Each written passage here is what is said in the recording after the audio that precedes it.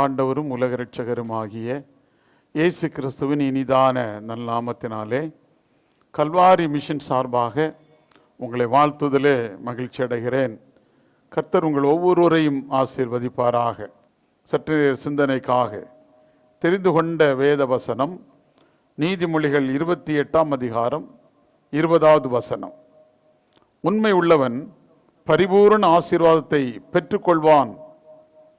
A faithful man will be abundant with blessing என்று வேதம் சொல்லுகிறது. உண்மை உள்ள மனிதன் பரிபூரண ஆசீர்வாதத்தை பெற்றுக்கொள்வான். The perfect blessing, பரிபூரண ஆசீர்வாதம் ஆண்டவரிடத்திலிருந்து வருகிறது.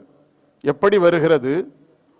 ஒரு மனிதன் ஆண்டவரிடத்தில் உண்மையாக காணப்படுகிற போது, விசுவாசத்தோடு காணப்படுகிற போது, அவரை நம்பி ஜீவிக்கிற போது, பரிசுத்தமான ஒரு வாழ்வை வாழ்கின்ற போது அந்த பரிபூரணமான ஒரு ஆசீர்வாதத்தை மனிதன் பெற்றுக்கொள்கிறான் என்று வேதம் சொல்லுகிறது.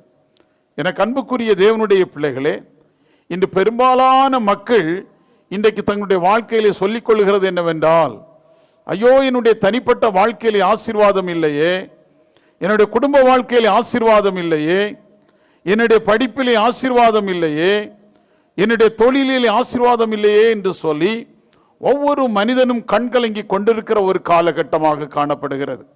ஒரு சிலர் தான் சொல்லுகிறார்கள், நான் ஆசீர்வதிக்கப்பட்டிருக்கிறேன், பரிபூர்ணமான ஒரு ஆசீர்வாதத்தை ஆண்டவர் எனக்கு தந்திருக்கிறார் என்று சொல்லி ஆண்டவரை மகிமைப்படுத்தி கொண்டிருக்கிறார். ஆனால் வேதம் என்ன சொல்லுகிறது? ஒரு மனிதன் பரிபூர்ணமான ஒரு ஆசீர்வாதத்தை பெற்றுக்கொள்ள வேண்டும் என்று சொன்னால், பரிபூர்ணமான நன்மையை ஆண்டவரிடத்திலிருந்து பெற்றுக்கொள்ள வேண்டும் என்று சொன்னால், அவன் உண்மை உள்ளவனாக காணப்பட வேண்டும் என்று வேதம் சொல்லுகிறது. எனக்கு அன்புக்குரிய தேவனுடைய பிள்ளைகளே, ஆண்டவர் பரிபூர்ணமான ஒரு ஆசீர்வாதத்தை கொடுக்கிறார் ஒரு மனிதனுக்கு.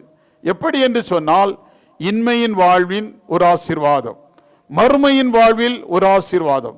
இதைத்தான் இன்றைக்கு ஆண்டவர் ஒவ்வொரு மனிதனுக்கும் கொடுத்து கொண்டிருக்கிறார்.